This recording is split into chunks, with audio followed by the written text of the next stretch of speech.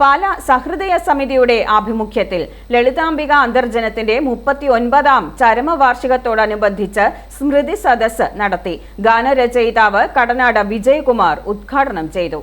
ലളിതാംബിക അന്തർജന സ്മാരകം പാലായിൽ വേണം. സ്മാരകങ്ങളെല്ലാം കോട്ടയത്തെ കേന്ദ്രീകരിക്കാതെ നിർദ്ദിഷ്ട ലളിതാംബിക അന്തർജനം സ്മാരകം പാലായിൽ സ്ഥാപിക്കണമെന്ന് പാലാ സഹൃദയ സമിതി യോഗം ആവശ്യപ്പെട്ടു. പക്ഷേ സാറ് പറഞ്ഞ് കോട്ടയത്ത് നമുക്കൊരു സ്മാരകം ലളിതാംബിക അന്തർജനത്തിന് ആയിട്ട് പണിയുന്നുണ്ടെന്ന്. സത്യത്തിൽ അങ്ങനെ പണിയുന്ന ആളുകൾ പുരോഗമനവാദികളൊക്കെ ഉണ്ടെങ്കിൽ കോട്ടപട്ടത്തെ അവരുടെ വീടൊന്ന് സംരക്ഷിച്ചാൽ നന്നായിരുന്നു അല്ലേ? ഇപ്പോൾ ലളിതാംബിക അന്തർജനത്തിന്റെ 39ാം ചരമവാർഷികത്തിനോടനുബന്ധിച്ച് നടത്തിയ സ്മൃതി സദസ്സ് ഗാനരചയിതാവ് കടനാട് വിജയകുമാർ ഉദ്ഘാടനം ചെയ്തു. സ്മൃതി പ്രസിഡന്റ് രവി പുലിയന്നൂർ അധ്യക്ഷത വഹിച്ചു. ചാക്കോസി പുരിയത്ത്, രവി പാല, ജയകൃഷ്ണൻ ഡി, ശ്രീദേവി, മധുസൂദനൻ, ജോസ് ആന്റണി, മംഗലശ്ശേരി ശിവദാസ്, പുലിയന്നൂർ തുടങ്ങിയവർ പ്രസംഗിച്ചു. തുടർന്ന് കഥയരങ്ങും നടന്നു. ഐഫോറിയ ന്യൂസ് പാല.